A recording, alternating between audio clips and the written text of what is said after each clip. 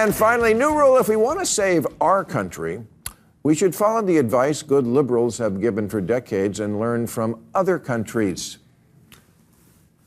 Especially those beacons of progressivism like Canada, England, and Scandinavia. And I agree we should, as long as we're honest about the lessons we're learning, and as long as we're up to date on the current data, such as the unemployment rate in the US is 3.8%, and in Canada it's 6.1%. And of the 15 North American cities with the worst air pollution, 14 are in Canada. I'm not citing these stats because I have it out for Canada. I love Canada and its people and always have. But I hate zombie lies. Zombie lies.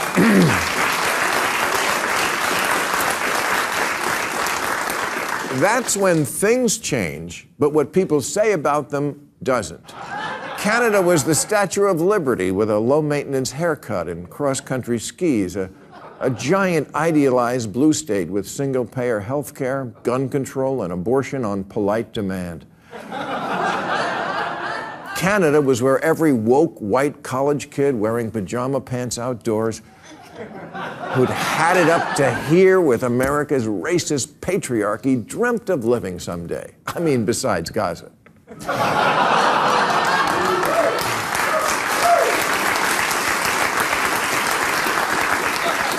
There's only one problem with thinking everything's better in Canada. It's not.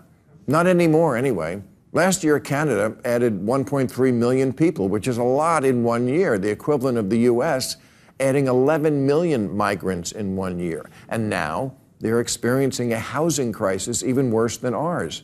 And we're sleeping in tents.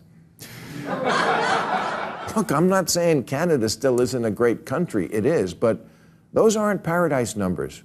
If Canada was an apartment, the lead feature might be America adjacent.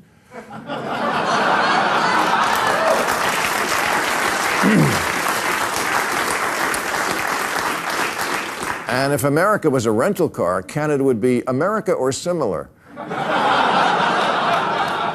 And again, honestly, Canada, I'm not saying any of this because I enjoy it. I don't, because I've always enjoyed you. But I need to cite you as a cautionary tale to help my country. And the moral of that tale is, yes, you can move too far left. And when you do, you wind up pushing the people in the middle to the right.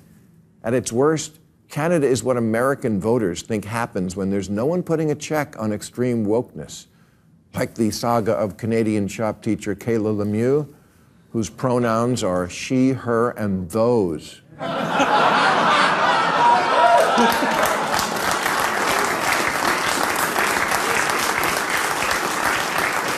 Kayla is now back to being a guy named Kerry, but 2 years ago when they showed up to teach children, the progressive high school they taught at said that they, the school, not the person. Really, you couldn't have found another word. We were using that one. Anyway, okay. They were committed to a safe environment for gender expression. Safe for who?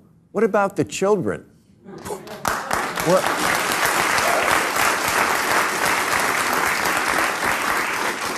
What about the equipment in that shop class?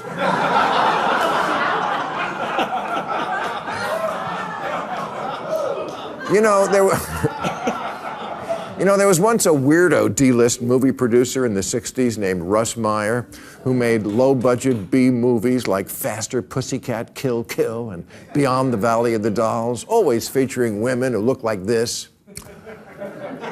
His movies played in porn houses and were featured in Hustler and Playboy. Okay, fine. But who says, no, when it comes to huge, ridiculous tits, let's save that for the kids?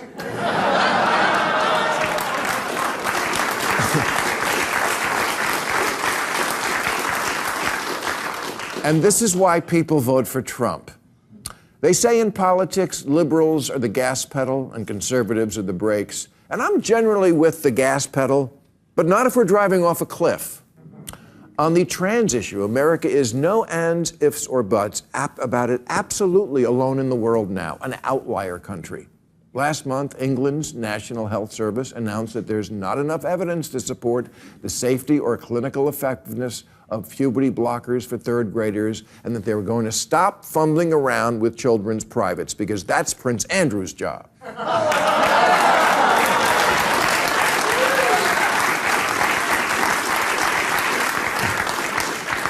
Sorry, you two.